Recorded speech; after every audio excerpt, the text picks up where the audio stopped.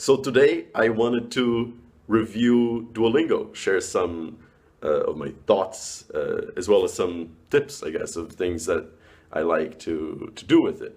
I do enjoy Duolingo. I've used it a bit for Italian and Dutch, as well as for Russian. And essentially, it's a fun app. If you haven't tried it, basically you can download it for free on your smartphone, or actually you can go also online and get an account. However, not all languages are available. Okay, so what do they have? They have all or most Romance languages. They have, or at least the more popular ones. They have Russian, they have Ukrainian, Irish, Danish. I think they have Swedish, but they don't have Asian languages, at least as of the last time I checked.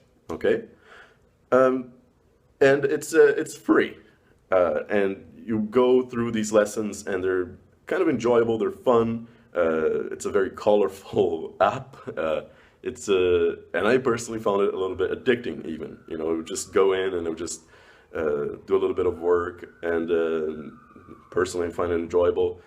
Most people that I've talked to have also found Duolingo a bit enjoyable as well.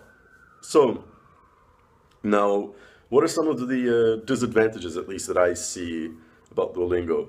Well, first one, if you're really serious about learning the language, I think that Duolingo is one tool that you can have in your arsenal, but it's definitely not going to make you, basically absolutely fluent in the language if that's all you do. And of course, there's no single program that's going to make that happen anyway. But so I see Duolingo really as a decent little complement for whatever else you're doing as you're learning that language. And so it's a fun way to get started. And there's no risk, right? It's free. So, we can just go in, download it, get started. And, some people may argue that it may not be the best possible use of your time doing language learning, but if you do enjoy it, I would argue that, well, if you're going to be more engaged, so it's going to be something you want to do, and that's a positive thing. And so I would say, if you haven't tried it, do give it a try to see if you like it, and then keep going if you do. Something that I like to do as well with it is I really try to keep a streak going. So like I try to do at least one session every day for a long period of time, because then it just gets my mind in the language a little bit, right? So it's just like getting your feet wet.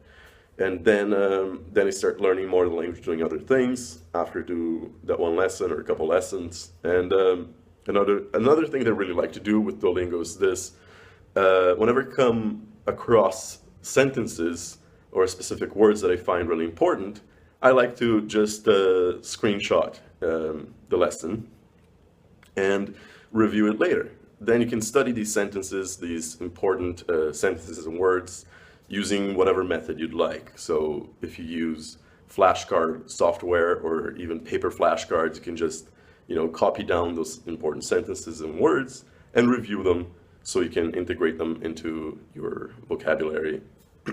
And I think that that's something that can be really helpful. And why do I say that? Why just screenshot the phrases that you like or that you find important? Personally, I find that, let's say that I come across a sentence like, "The woman eats an apple." Okay, that's not a very important phrase for me. I personally won't be using it that much in my day-to-day life. And of course, I want to be able to say it. However, it's low on my priority list. And I think that in language learning, one of my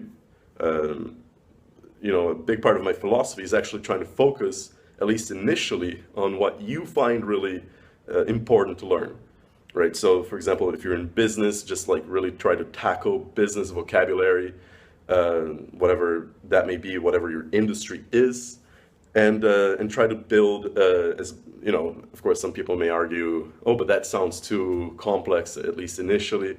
But you can try to build a basis essentially around that, around things that are important to you, that you use in your day-to-day life. Anyway, so basically, you know, as I'm doing Duolingo and working on the lessons, I'll come across things that I personally find more important for me. So I'll just screenshot the hell out of them, and that's it. So what else? You know, when you get things wrong, there's like a little bar on top of each lesson, and as you get the questions wrong, what happens is that you start going back. And sometimes that makes me want to throw my phone out the window, but I usually control myself and keep going. And basically, so I think that, you know, people may find it fun. I'd love to hear what, you know, people's thoughts and experiences are with Duolingo, and that's it.